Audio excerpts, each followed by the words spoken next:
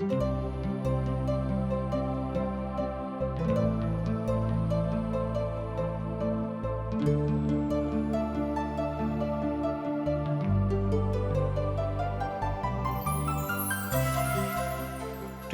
के द्वारा प्रस्तुत अशक इजोत में अहाँ के स्वागत कर रहल छी। यह कार्यक्रम मसीही परिवार के प्रार्थना के जयवंत आ फलवंत होबा के लेल बाइबल के सिलसिलेवार अध्ययन के लेल प्रोत्साहित करै छी। मुदा सब परिवार बाइबलक शिक्षा आ ज्ञानो में सुदृढ़ भ जाओ आ अहाँ सब जयवंत जीवन जिंदगी बिताबियौ। कृपया क देखू आ सुनू जायसँ परिवार के अहाँ के जीवन के ज्योति मिलैक, जायसँ आनंदित रहो। आशा की ज्योत मैथिली कार्यक्रम में एक बेर आर हम अहाँ के अभिनंदन प्रभु यीशु मसीह के मीठ आ पवित्र नाम से कह रहल छी। हमर श्रोता मित्र, हमर भाई बहिन, हम पूर्ण रूपेण विश्वास राखैत छी जे प्रभुक महिमा में अहाँ सब खूब नीके सुखे होइब आ परमेश्वर से अपन संगति के बढ़ावैत होइब। हमर भाई बहिन, आजुक दिन हमरा सब यूहन्ना के रचल सुसमाचार तकर 11 अध्याय के 21 पद से आगू के अध्ययन आरंभ कर रहल छी। तहन एहिठाम हमरा लोकनि देखैत छी कि यूहन्ना अपन सरल आ सुबोध आ मीठ भाषा में परमेश्वरक ओहि बातक के ओहि भेदक बता रहल छथि जे मनुष्य जातिक लेल परम आवश्यक थिक। पवित्र पोथीक एकटा विद्वान कहैत छथिन कि यूहन्ना बड्ड नीक भाषा में, सरल आ विनीत भाषा में परमेश्वरक ओहि भेदक बता रहल छथि जे मनुष्य जातिक लेल बड्ड आवश्यक छिक। एहिठाम हमरा लोकनि देखैत छी मर्था के चरित्र के, हुनका विषय में एहिठाम बतायल जा रहल अछि कि ओ एकटा उत्तेजित रहय वाली स्त्री छलीह, अर्थात हुनक विश्वास एतेक नीक रहनि, एना अहाँ बाजि सकलहुँ हैं, ओ परमेश्वरक काजक लेल बड्ड उत्तेजित सब घड़ी रहैत छलीह। तहन पवित्र शास्त्र बाइबिल हुनक विश्वासक उद्घाटन सेहो एहिठाम करैत अछि। ओहि तथ्यक उद्घाटन करैत हुनक मजबूत स्थिति के विषय में एहिठाम बताओल गेल छैक कि मर्थाक विश्वास कतेक मजबूत रहनि। हमर श्रोता भाई बहिन, यह बात आजुक दिन सिखबाक लेल हमरा सब उपस्थित भेलहुँ हैं। हमरा सब एहि बातक सीख सकलहुँ हैं जे मुकाम परमेश्वर हुनका जिंदगी में देने छलनि, ओहि मुकामक जो हमरो सभक भेटैक तऽ कतेक नीक रहत। मर्था के प्रभु ए मुकाम देने रहन कि हुनका चरण में आबि कऽ हुनका सुनैक। मुदा आजुक समय में जाहि समय हमरा सब अखन छी, एहि समय में तऽ प्रभु यीशु मसीह दैहिक रूपे विराजमान नहीं छथि, मुदा आत्मिक रूपे ओ परमेश्वर हमरा सभक लेल विराजमान छथि। तहन आजुक जे हुनक परिस्थिति छनि ओ ताय काल से बेसी मजबूत छनि, किएक तऽ दैहिक धारणक स्थिति में परमेश्वर बहुत कम ठाम छलाह, मुदा आजुक स्थिति में जहन प्रभु आत्माक रूप में छथि, ओ सब ठाम उपस्थित एके संगे भ सकैत छथि। तहन ओहि कालक स्थिति में आ एहि कालक स्थिति में बड्ड अंतर छैक। पवित्र पोथीक विद्वान कहैत छथि कि जाहि काल में परमेश्वर दैहिक अवस्था में संसार में छलाह तऽ हुनक स्थिति बहुत सीमित क्षेत्र में आबि गेल छलनि, मुदा आजुक काल में जखन हमरा लोकनि एखन जीवित छी, एहि काल में प्रभु यीशु मसीह के उपस्थिति सब ठाम एके संगे भ सकै छै। हमर भाई बहिन, एहि बातक उद्घाटन करैत श्रीमान यूहन्ना एहिठाम कहैत छथि कि जीवनक गूढ़ तथ्य आ तकर रहस्य पवित्र पोथी बाइबिल में लुकायल छैक। मुदा हमरा सब जो एहि बातक बुझी तहने पिता परमेश्वरक काज हमरा सभक जीवन में भ सकै छै, अन्यथा ई काज नहीं होइत। मर्था प्रभु के कहली जे हे रब्बी, हम एहि बातक जानैत छी जे अहाँ जे किछु पिता सँ मांगब ओ अहाँके भेट जायत। एहिठाम हमरा सब मर्थाक विश्वासक देखैत छी जे प्रभु यीशु मसीह संग ओ कहैत छथि। मर्था प्रभु यीशु मसीह से कहली, हे प्रभु, अहाँ जे किछु पिता परमेश्वर से मांगबनि ओ अहाँके भेट जायत। एहि बातक हम पूर्ण विश्वास राखैत छी। एहि पद में एहि बातक अभिव्यक्ति होइत अछि। मर्था प्रभु यीशु से कहलनि, जँ अहाँ एहिठाम रहितहुँ तऽ हमर भाय लाजरस के कोनो कीमत में मृत्यु नहीं हेतिक। एहि बातक हमरा लोकनि 21 पद में देखैत छी। एहिठाम देखैत छी कि हुनक विश्वास कतेक मजबूत रहनि। ओ प्रभु यीशु मसीह के ऊपर दोष नहीं लगाबैत छथि, मुदा ओ कहैत छथिन कि ओ प्रभु जँ अहाँ एहिठाम रहितहुँ तऽ हमर भाय लाजरसक मृत्यु नहि होतियैक। हमर भाई बहिन की एहि तरहक विश्वास हमरा सभक अछि? मुदा हमरा सभक विश्वासमे कोनो तरहक कमजोरी अछि तकर परीक्षण करनाइ मनुष्य जाति के व्यक्तिगत काज थिक। एहिमे परमेश्वरक कोनो बात छुकायल वा लुकायल नहि थिक। एहिठाम हमरा सब देखै छियै कि जे मृत्युक तथ्य बिंदु एहिठाम बतायल गेल छै ओ दैहिक थिक, अर्थात दैहिक रूप में लाजरसक मृत्यु भऽ गेल रहनि। मृत्यु जिंदगी के एहन तथ्य थिक तकरा विषय में केओ नहि बता सकैत छथि कि मनुष्य जाति के मृत्यु प्रभुक दृष्टिसँ वा हुनका दिससँ मूल्यांकित छै वा एना कहियो निसंदेह मनुष्य जाति के एक दिन मरनाइ आवश्यक छनि। जाहि देहिक लऽ कऽ हमरा लोकनि घुरैत फिरैत छी, एहि देहिक अंत भेनाइ बड्ड जरूरी अछि। एहि सत्य से केओ अपन माथाक नहि फेर सकैत छथि, ओ किएक नहि वैज्ञानिक होइत वा कोनो पैघ विद्वान होइत। तहन अब हमरा सब 23 पदक देखब आ 26 पद में सेहो एहि बातक बतायल गेल छै। प्रभु यीशु हुनका कहलनि, अहाँक भाय जी उठताह। मर्था हुनका से कहलनि जे हम जानैत छी पुनरुत्थानक दिन ओ जी उठताह। प्रभु यीशु कहलनि कि पुनरुत्थान और जीवन तऽ हमी थिकौ हैं। जे केओ हमरा पर विश्वास राखैत अछि ओ जँ मरियो जायत तो जीवित भऽ जेताह।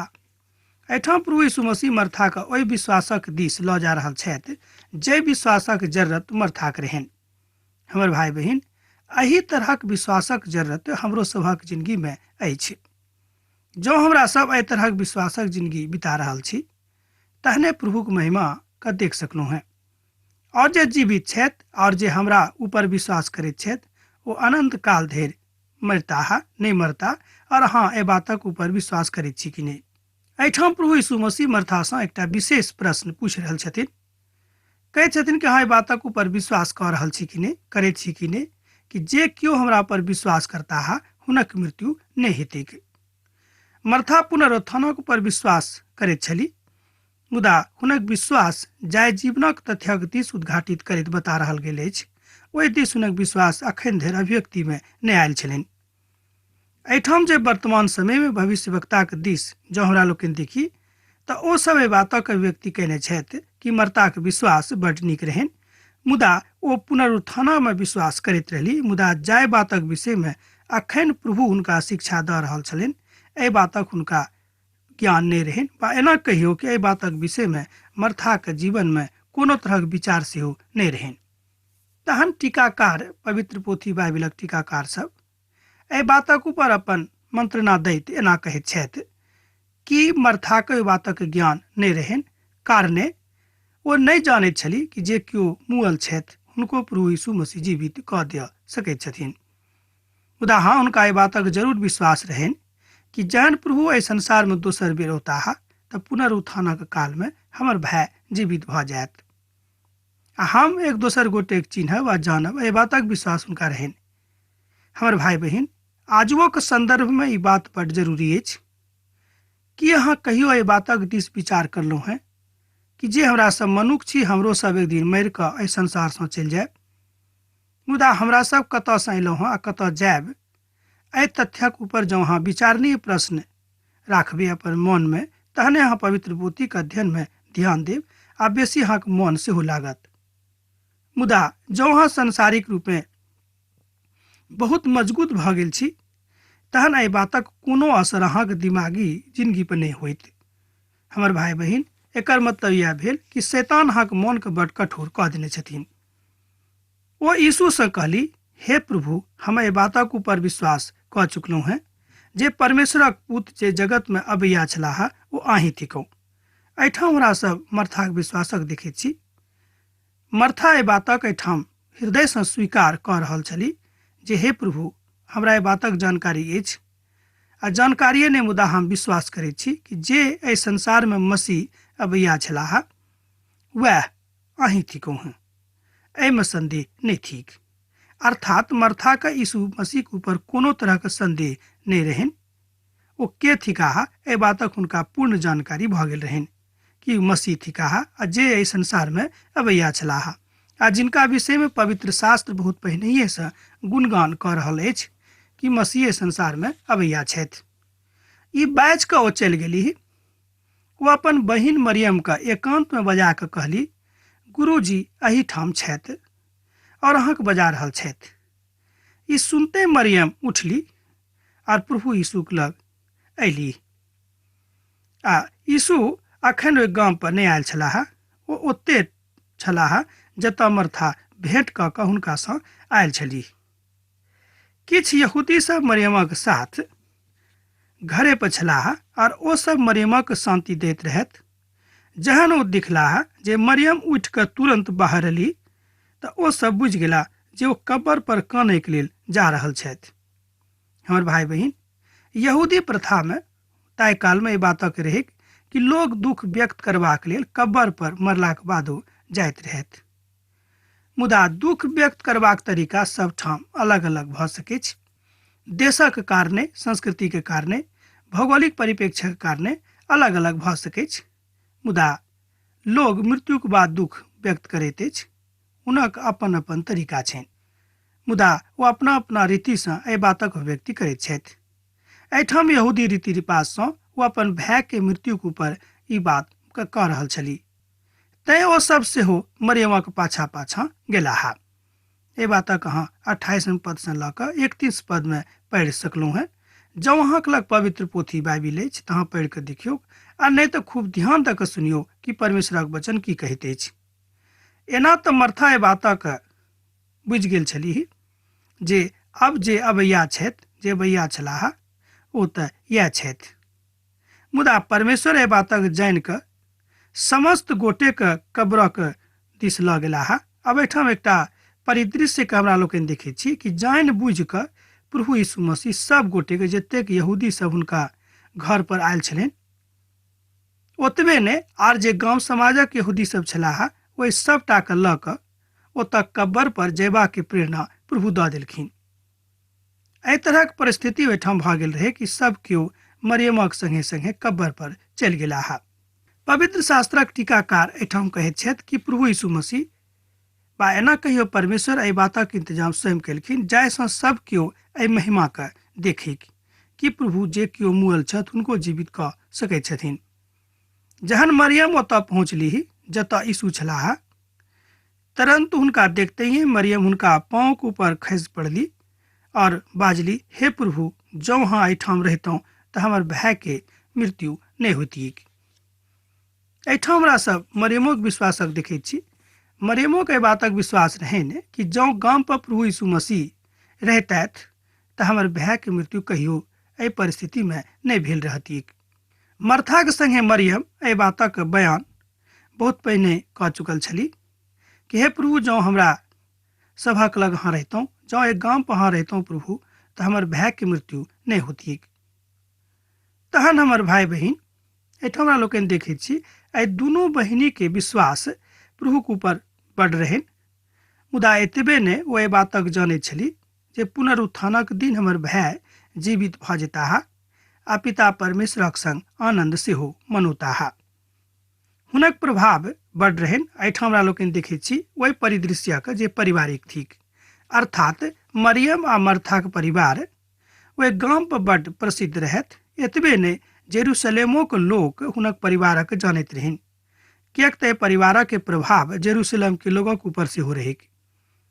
यूहन्नाक पोथीक जँ अहाँ पढ़बै 16 अध्याय 7 पद में तऽ एहि बातक बखान कयल गेल छै। तहन जँ अहाँ ओहि पदक पढ़ि कऽ देखब तऽ देखबै कि हुनक परिवारक के प्रभाव ओहि गामसँ लऽ कऽ आ जेरूसलम तक सेहो रहै। तहन हमरा लोकनि एहि बातक देख सकैत छी पवित्र पोथी बाइबिल में। अकारणे मनुख एम्हर ओम्हर जाइत अछि, मुदा जहन यीशु हुनका और यहूदी के समस्त कानैत देखलाह तहन ओ आत्मा में बड़ उदास भेलाह। ओ बेचैन भऽ कऽ कहलनि, अहाँ हुनका कतऽ रखलहुँ हैं। एहिठाम प्रभु यीशु मसीह हम मनुष्य जातिक प्रति प्यार के देखैत छी। लिखल गेल छै कि एहिठाम प्रभु यीशु मसीह आत्मा में बड़ उदास भेलाह आ बेचैन सेहो भऽ गेलखिन आ हुनका पूछलनि जे अहाँ हुनका कतऽ रखने छियनि। ओ सब यीशु से कहलनि जे हे प्रभु, चलि कऽ देख लिअ।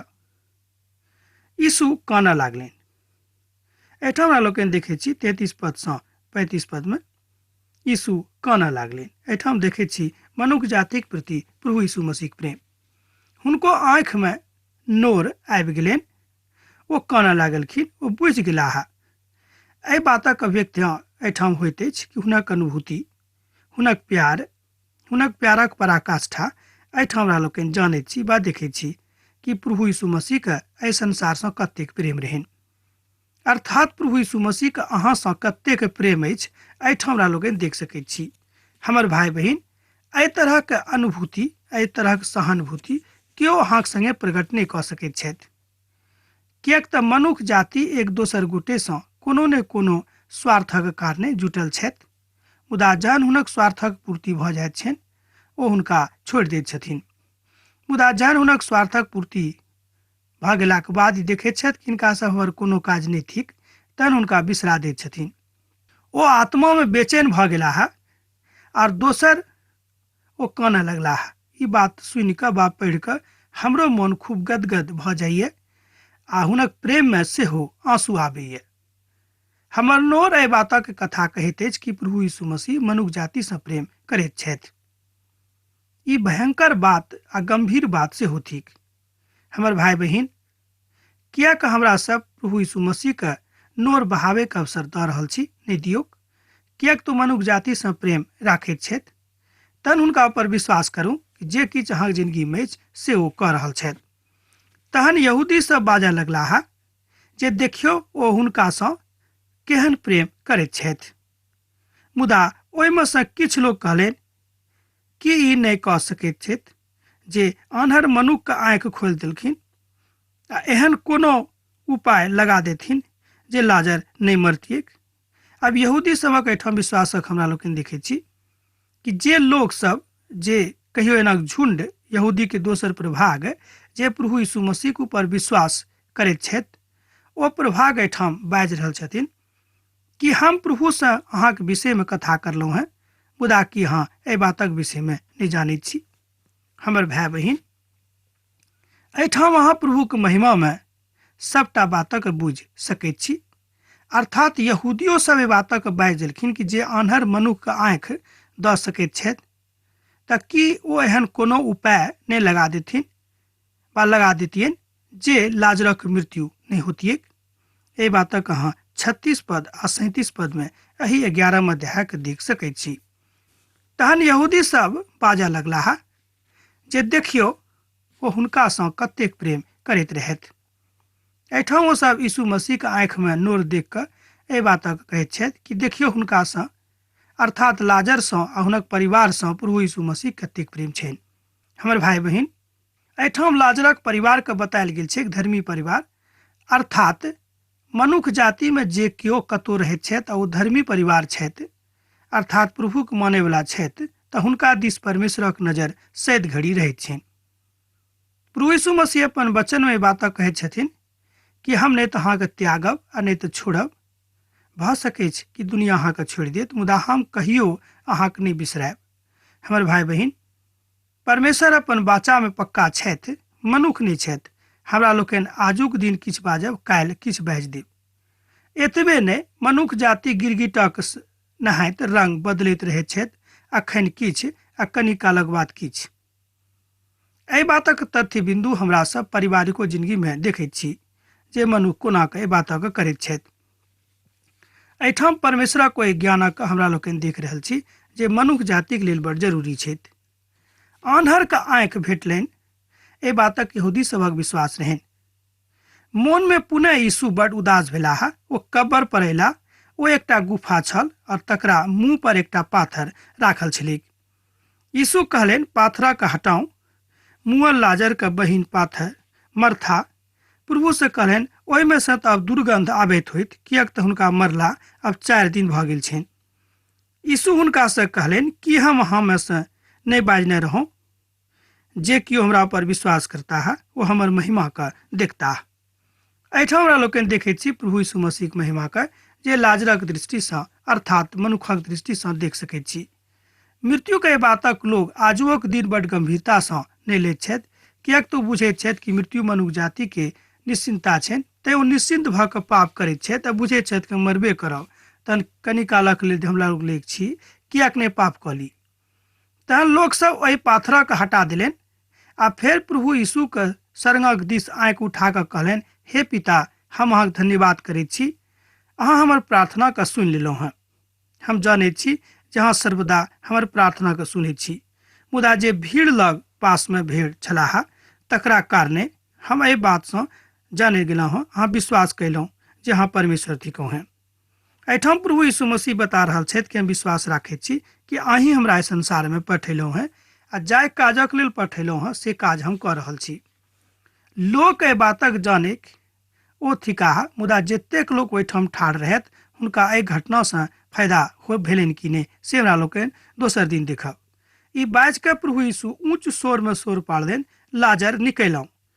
जे मुअल छलाह ओ कब्बरसँ बाहर निकलि अयलाह। हुनक हाथ पैर कफनसँ बान्हल रहनि आ हुनक मुख पर अंगोछा सेहो लपटायल रहनि। यीशु हुनका कहलनि, कफनके खोलि दियौक आ हिनका जाय दियौन। एहि बातक अहाँ 43 आ 44 पदमे देख सकैत छी। एहिठाम लाजरक मृत्यु होइत हमरा लोकनि देखलहुँ आ तकरा बाद देखलहुँ जे प्रभु यीशु मसीह लाजरके जीवित कऽ दैत छथि। एहि घटनाक्रमसँ हमरा लोकनि एकटा बातक सीख सकैत छी कि प्रभु यीशु मसीह मुअल लोकक सेहो जिया सकैत छथि। तहन जे किछु आब अहाँके लग आजुक दिन हम राखि सकलहुँ हैं तकरा अहाँ खूब विश्वासक साथ सिखलहुँ। एहि बातक हम विश्वास करैत छी। अब हमरा विदा दिअ, किएक तऽ अहाँसँ विदा होयके काल भऽ रहल अछि। प्रभु यीशु मसीहके लिए सैद घड़ी अहाँके जिंदगीमे बनल रहैक। आमीन। हमर विश्वास अछि कि ई कार्यक्रम अहाँके लेल लाभदायक सिद्ध अछि। हम चाहै छी कि अहाँ अपन आशीषके हमरा संग साझा करू। जँ अहाँके नजीक बाइबलसँ आ जीवनसँ सम्बन्धित कोनो प्रकारके प्रश्न भऽ सकै अछि तऽ अपन समस्याके लेल प्रार्थना करबाके लेल जँ चाहै छी तऽ हमरा फोन नंबर पर जरूर संपर्क कऽ सकै छी। परमेश्वर अहाँ सबके लेल एकटा सुन्दर, सुखद, आनंदित दिन प्रदान करैक।